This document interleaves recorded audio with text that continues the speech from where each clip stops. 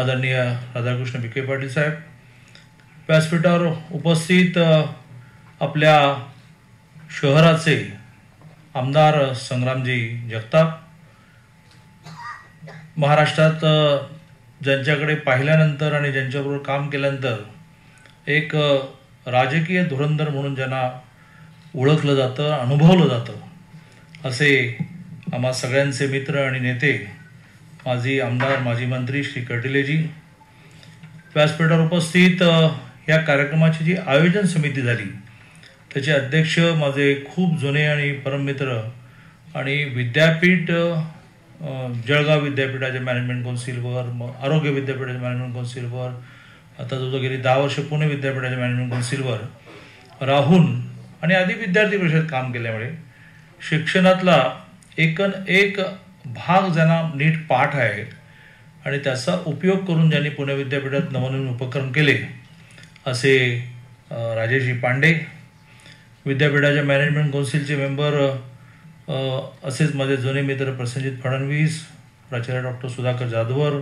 प्राचार्य डॉक्टर संजय साखणे, विद्यापीठाचे प्रकुलगुरू डॉक्टर संजीवजी सोनवणे, व्यासपीठावर प्रामुख्याने ज्यांचं खरं म्हणजे मला अभिनंदनही करायचं आहे आणि त्यांचं सत्कारही करायचं आहे अशा सरपंच नमिताताई पंचमुख, उपसरपंच तानाजी परभाणे, की ज्यांनी गावची सगळी एका अर्थाने गायरान जमीन दिली. आता त्यांचं थोडं म्हणणं आहे की थोडी आम्हाला परत द्या. आता महसूल मंत्री तिथे बसले त्यामुळे ते करतील आणि विद्यापीठाने जरा सामंजस्याने घेऊन त्यांच्या शाळेलाच पाहिजे आहे, शिक्षण क्षेत्रातलंच पाहिजे, तर ती जागा देण्याची प्रक्रिया सुरू करावी. पण आपल्या गावची एवढी मोठी जागा देणं काही नाही, फक्त आंदोलनं करायची, एक कोर्टामध्ये केस टाकून ठेवायची, स्टे काढून द्यायचं. पण असं काही न करता त्यांनी आपल्या गावामध्ये इतकं मोठं उपकेंद्र होतं आहे आणि मग आपल्या गावाची ओळखच बदलेल. पुणे विद्यापीठाचं उपकेंद्र आहे ना, ते गाव आमचं, अशी ओळख होईल. अशा मोठ्या भूमिकेतून ह्या दोन्ही सरपंच उपसरपंचांनी ही जागा दिली आहे. असे दोघेही सरपंच सरपंच भारतीय जनता पार्टीचे अहमदनगर शहर जिल्ह्याचे अध्यक्ष भैयाजी गंदे, आमचे खूप जुने मित्र आणि नेते अभयजी आगरकर, व्यासपीठावर सर्व मान्यवर. थोडं मला पुण्यात पोहोचण्याची घाई असल्यामुळे एखादं नाव राहून गेलं तर मला क्षमा करा. सर्व मान्यवर आणि ह्या कार्यक्रमाला प्रामुख्याने या शिक्षण संस्थेचे, ज्या शिक्षण संस्थेच्या आवारामध्ये आपण कार्यक्रम करतो अहमदनगर जिल्हा मराठा विद्यार्थी प्रसारक मंडळी, त्याचे अध्यक्षांचेही मी खूप आभार मानेन की ज्यांनी आपल्याला हा कार्यक्रम करण्यासाठी या ठिकाणी जागा दिली. प्रामुख्याने नंदकुमार झावरेजी, सर्व मान्यवर आणि बंधू भगिनींनो, माझ्या आधीच्या सगळ्या वक्त्यांनी या उपकेंद्राची आवश्यकता किती आहे असं आपल्या सगळ्यांचं मांडलं. मला झरकन 75 साली जुनी 11वी झाल्यानंतर मी फर्स्ट इयर BComला, त्यावेळेला होता 11वी, FY BCom, inter BCom part 1, BCom part 2, 11+4. त्याच वर्षी 10+2+3 पण सुरू झालं. एकाच वर्षी 2 बॅच बाहेर पडल्या. आणि 11वीला पास झाल्यानंतर मुंबईच्या सिद्धार्थ कॉलेजमध्ये मी ज्यावेळेला कॉमर्सला ॲडमिशन घेतलं त्यानंतर काही दिवसातच विद्यार्थी परिषदेत माझा संपर्क झाला. अनेक जबाबदाऱ्या येत गेल्या, अनेक आंदोलनं केली. त्या एकन एक मागण्या आता पूर्ण होताना दिसतात. म्हणजे आमचे जे वेगवेगळे मार्गदर्शक गुरु आम्हाला नेहमी असं म्हणायचे की आपण काम करत राहू, पुढच्या पिढीला याचे लाभ मिळतील. पण आम्हाला आनंद असा आहे की याची देही याची डोळा, आम्हाला याच जन्मामध्ये हे सगळं पाहायला मिळतं. आम्हीच मोठ्या प्रमाणात मुंबई विद्यापीठाचं उपकेंद्र झालं पाहिजे, पुणे विद्यापीठाचं झालं पाहिजे, मराठवाड्यात झालं पाहिजे, सगळ्या विद्यापीठाचे उपकेंद्र हळूहळू व्हायला लागले. असंच जी मागणी आम्ही वारंवार मांडत राहिलो. म्हणजे माझा तो खूप आवडीचा मांडण्याचा मुद्दा होता की आम्ही आर्ट्स, सायन्स, कॉमर्स करतो, त्याचा आमच्या नोकरीमध्ये काय उपयोग? BSc झालेला आमचा विद्यार्थी बँकेमध्ये लेजर लिहितो, त्या लेजरचा आणि त्याच्या प्रयोगशाळेतल्या प्रयोगाचा काय संबंध? व्यवसायाभिमुख शिक्षण मिळालं, व्यवसायाभिमुख शिक्षण मिळालं झालं. माननीय मोदीजींनी 14ला पंतप्रधान झाल्यानंतर ह्या देशाची आणि जगाची रिक्वायरमेंट ओळखली की आता कौशल्य विकासाला पर्याय नाही. हेच आम्ही म्हणतो, व्यवसायाभिमुख शिक्षण द्या. सगळ्या 5 जिल्ह्यांचा एक अभ्यासक्रम नको, त्या जिल्ह्याचं जे रॉ मटेरियल उपलब्ध आहे त्या रॉ मटेरियलचं फिनिश प्रॉडक्ट करण्याचं शिक्षण द्या. म्हणजे हाताला रोजगार मिळेल, लोकांची श्रीमंती वाढेल, ॲग्रो बेस्ड प्रॉडक्ट तयार करा, अशीच मांडणी आम्ही करत होतो. आणि मोदीजींनी जे नवीन शैक्षणिक धोरण आणले त्याला आपण राष्ट्रीय शैक्षणिक धोरण म्हटलं पाहिजे. कारण ब्रिटिशांनी राज्य चालवण्यासाठी जी शिक्षण पद्धती आणली ती शिक्षण पद्धती राज्य चालवण्यासाठी होती, क्लर्क निर्माण करणारी होती, जी साहेब म्हणणारी शिक्षण पद्धती होती. आमची शिक्षण पद्धती गुरुकुल शिक्षण पद्धती, त्याचा विद्यार्थी गुरुकडे जायचा, घरी जायला फार कमी परवानगी असायची, तो त्या गुरुच्या सान्निध्यात राहायचा आणि गुरु जीवनातल्या सगळ्या आर्ट्स सायन्स असं न करता जीवनातल्या सगळ्या विषयाचं ज्ञान देऊन सर्व विद्या संपन्न होऊन तो बाहेर पडायचा, की ज्यात त्याला प्रामुख्याने आपण जन्माला कशाला आलेलो आहोत, आपल्याला पुढे जाऊन काय करायचं आहे. काल एका मित्राने मला एक खूप चांगलं वाक्य दिलं. माझ्या आयुष्यात एक चांगली बाब अशी आहे की मला अशी वाक्य मिळतात. तो मित्र मला असं म्हणाला की इतर जण हे जगण्यासाठी जगतात, आपण कर्तव्य निभावण्यासाठी जगतो. तर हे कर्तव्य निभावण्यासाठी मी जन्माला आलेलो आहे. मग ते कर्तव्य आई वडिलांप्रती आहे, ते कर्तव्य समाजाप्रती आहे, हे ते गुरुकुलात शिकवलं जायचं. इथे काही त्याचा संबंधच नाही.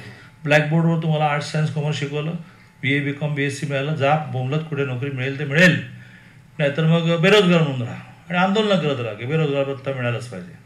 तर तो रोजगार नाही दिला तर बेरोजगार भत्ता मिळालाही पाहिजे. परंतु मूळ भारतीय माणूस अशा प्रकारच्या बेरोजगार भत्त्यावर जगणारा नाही, तो स्वाभिमानी आहे. त्याला परिश्रम करायचे असतात, पैसे कमवायचे असतात, घर चालवण्याचा आनंद मिळवायचा असतो. माझ्या मुलीचं लग्न मी माझ्या पैशातून केलं, अशा प्रकारचं त्याला कॉलर ताट करून फिरायचं असतं. सरकारने अनुदान दिलं, माझ्या पुढचं लग्न केलं, त्याला काही आनंद नसतो. तर असं त्याला नवीन शैक्षणिक धोरण न म्हणता राष्ट्रीय शैक्षणिक धोरण म्हटलं पाहिजे. इतका राष्ट्रीय शैक्षणिक गाभा, राष्ट्रीय शैक्षणिक गाभा हा मोदीजींनी या धोरणामध्ये आणलेला आहे, ज्याच्यात खूप वर्ष प्रयत्न करावे लागतील. त्यातला पहिला भाग असा आहे की सगळं विकेंद्रित करा. सगळं विकेसाहेब म्हणाले ते बरोबर आहे. कशाला पुणे पुणे पुणे पुणे शहरातले कॉलेजेस तुम्ही चालवा, नगर जिल्ह्यातले आम्ही चालवतो. कारण मी नगर जिल्ह्यामध्ये सुद्धा एखादं कॉलेज असं म्हणालं की बा आम्हाला तुम्ही स्वायत्त, त्यांनाही स्वायत्त दिली पाहिजे. असं विकेंद्रित प्रशासन, विकेंद्रित अभ्यासक्रम, त्या भागाच्या आवश्यकतेप्रमाणे अभ्यासक्रम, असा ह्या राष्ट्रीय शैक्षणिक धोरणाचा मुख्य गाभ आहे. मातृभाषेतून शिक्षण असा त्या राष्ट्रीय शैक्षणिक धोरणाचा दुसरा महत्त्वाचा भाग आहे. व्यवसायाभिमुख शिक्षण, नैतिक शिक्षण आणि एकाच वेळेला त्याला गुरुकुलासारख्या अनेक गोष्टी शिकता येणं. आला आता यावर्षी आपण इम्प्लिमेंट करू की त्या कॉलेजमध्ये त्याला आर्ट्सच्या बरोबर सायन्स पण शिकता आलं पाहिजे, सायन्सच्या बरोबर कॉमर्स पण शिकता आलं पाहिजे. त्याने सब्जेक्ट निवडावे आहे ना, किती तुझी ताकद बाबा, तू एका वर्षी किती विषय पूर्ण करायला. तर या आर्ट्स विषयामधले इतिहास आणि भूगोल हे 2 सब्जेक्ट मला पाहिजेत, सायन्समधला हा एक हवा आहे, कॉमर्समधला एक हवा आहे. त्याची एक कॉम्बो एकत्रित डिग्री मिळेल ना. आणि तो मार्केटमध्ये जाताना त्याला हे पण येतं, ते पण येतं आणि ते पण येतं, असं होईल. म्हणजे त्याला ऑप्शन्स निर्माण होतील. अशा प्रकारच्या खूप गोष्टी या राष्ट्रीय शैक्षणिक धोरणामध्ये आहेत. मी काही राजकीय भाषण करायला आलो नाही, परंतु 2-3 वर्षामध्ये एक असहकार होता केंद्राशी. चांगलं असलं तरी चालेल, पण ते केंद्रात आम्ही घेणार नाही. आणि त्या असहकारातून ह्या राष्ट्रीय शैक्षणिक धोरणामधलं एक कणभरी अंमलबजावणी झाली नाही. खूप मोठं नुकसान आपण केलेलं आहे शैक्षणिक क्षेत्राचं. ती अंमलबजावणी आपल्याला आगामी काळामध्ये करावी लागेल आणि ती अंमलबजावणी करताना हे उपकेंद्र आपलं उपयोगी पडेल. मी राजेशजींना आणि सोनवणेंना, प्रसिद्धींना, जाधवांना सगळ्यांना अशी सूचना करेन की कॉन्ट्रॅक्टरच्या मानेवर बसल्याशिवाय कामं होत नाही. दर महिन्याला इथे या, किती काम झालं, पुढच्या महिन्यातला फ्लो चार्ट तयार करा की आम्ही पुढच्या महिन्यात उतापर्यंत काय झालं पाहिजे, स्लॅब झालं पाहिजे, खिडक्या झालं पाहिजे. 10 वर्ष कामं चालू राहतात. ते चालू झाल्याशिवाय मग या सगळ्या बाकीच्या ॲक्टिव्हिटी सुरू होणार नाहीत. आणि त्यामुळे ह्या उपकेंद्रामध्ये प्रामुख्याने रिसर्चचं काम व्हावं. आज मला सांगा की आपल्या देशामध्ये जर आपण कोविडची लस जर शोधली नसती तर आज इथे बसलो होत ना. आणि त्यातले 90% मास्क न लावता बसलो आहेत. काही जणच दिसतात मास्क लावलेले. मास्क न लावता बसलो याचं कारण त्या व्हॅक्सिनने आपल्या मनातली भीतीच गेली किंवा हे व्हॅक्सिन घेतलं ना मग तो झाला कोविड, जर येतो ताप आणि सर्दीसारखा असेल तसंच झालं की होतोय अजून सुद्धा कोविड. मग तसं सर्दी पण होते, तसं मलेरिया पण होतो, डेंग्यू पण होतो, बरं होतो. अशा स्टेजला कोविड कशामुळे गेला तर भारतातल्या अनेकांनी संशोधन केलं आणि केवळ भारतीय 137 कोटी लोक नाही वाचवले, 60 देशांना व्हॅक्सिन आपण दिलं. 60 देशांना व्हॅक्सिन आपण दिलं. केंद्रीय आरोग्यमंत्री आहेत भारतीताई पवार, नाशिक जिल्ह्यातल्या दिंडोरीच्या खासदार आहेत, आदिवासी समाजातल्या आहेत, डॉक्टर आहेत, अतिशय बुद्धिमान आहेत. त्या ज्यावेळेला मंत्री होऊन पुण्यामध्ये आल्या आणि मग आम्ही त्यांचा सत्कार वगैरे केला, तर मला असं म्हणाला की दादा खूप बरं वाटतं.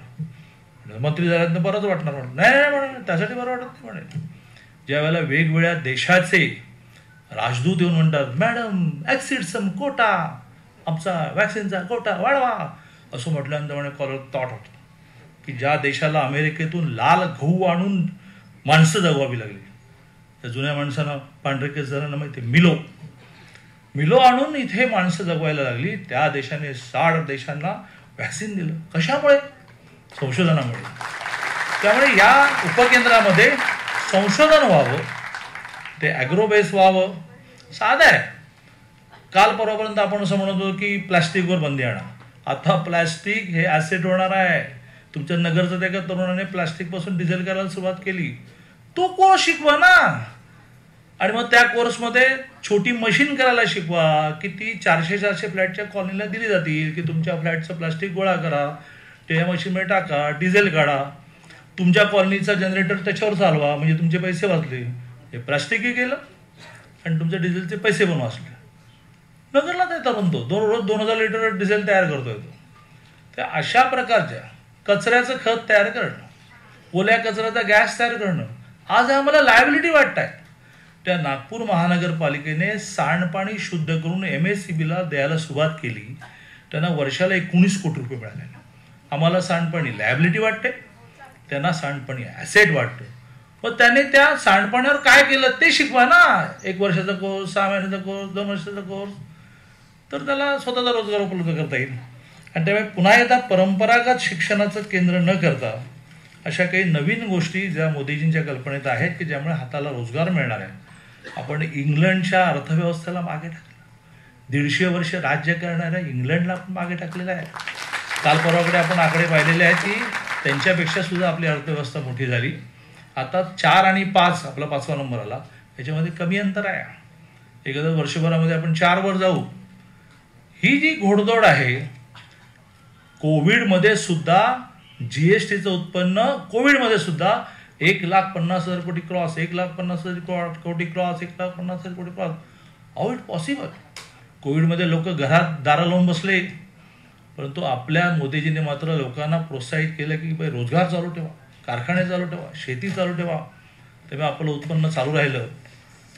मोदींवर टीका करणारे करावं, पण ह्याचा पण अभ्यास करा ना की कोविडच्या काळामध्ये जगातले देश कुठे डब्यात गेले आणि आपला देश कसा टिकला, व्हॅक्सिन कसं निर्माण झालं, लोक कशी वाचले, 60 देशांना कसं व्हॅक्सिन दिलं गेलं. त्यामुळे ह्या सगळ्या गोष्टी करण्याची ताकद शिक्षणामध्ये आहे आणि त्या दृष्टीने आपण सगळ्यांनी प्रयत्न करावा. मला विखे साहेबांची कल्पना मान्य आहे. आता 16 तारखेलाच पुणे शहरातल्या सगळ्या कॉलेजेसना सकाळ पेपर एकत्र आणतोय. त्यांच्या सगळ्या समस्यावर मी जाणार आहे. साधारणतः ऑक्टोबरच्या पहिल्या आठवड्यात, दसऱ्यानंतर, नवरात्रीनंतर आपण नगरची तारीख विखे साहेब घेऊ आणि नगर जिल्ह्यातल्या सगळ्या कॉलेजेसना एकत्र आणू आणि त्यांच्या सगळ्या समस्या ऐकू. विनंती फक्त इतकीच आहे की प्राध्यापकांच्या समस्या म्हणजे शिक्षण क्षेत्रातल्या समस्या नाहीत. तर त्या आहेत, त्यालाही महत्त्व आहे, पण तो सुखी असल्याशिवाय तो शिकवणार काय बिचारा. त्याचा सारखा चेहरा पडलेला का रे बाबा, तर बायको म्हणते की तुमचा पगार कधी वाढणार. त्यामुळे बरोबर आहे. पण शिक्षण क्षेत्रातल्या समस्या म्हणजे न्यू कोर्सेस, नवीन संशोधन, प्रॉडक्ट निर्माण होण्याला मार्केट उपलब्ध करून देणं, ह्या सगळ्या समस्या आहेत. त्यामुळे 1-3-4 तासाची मीटिंग आणि विखे साहेब तुम्ही ठरवा की एका चांगल्या कॉलेजमध्ये 3-4 तास जाऊन राहणं, की ते चांगलं कॉलेज का आहे, त्यांची विद्यार्थी संख्या का वाढते, त्या कॉलेजमध्ये तुमच्यासारख्याच्या चिठ्ठ्या का न्याव्या लागतात, प्राध्यापक तिथे काय करतात, प्राध्यापक विद्यार्थी रिलेशन्स कसे आहेत, नवीन प्रयोग काय करतात. फुल डे मी दसऱ्यानंतर येतो. अर्धा दिवस सगळ्या जिल्ह्याची एकत्र बैठक करू. विखे साहेब सगळ्यांना जेवण देतील, कारण त्यासाठी ते प्रसिद्ध आहेत. आणि त्या दुपारच्या जेवणानंतर एका कॉलेजमध्ये जाऊन राहणे आणि त्यांचं सगळं ब्रीफिंग घेणे, त्यांचं सगळं प्रेझेंटेशन घेणे, असं आपण करू. मी आता सगळ्यात शेवटी पी.के. साहेबांना अशी विनंती करेन की आपण सगळे मिळून गावचे सरपंच आणि उपसरपंचांचा आभार मानण्यासाठी त्यांचा सत्कार करू. मी माझं बोलणं संपवतो.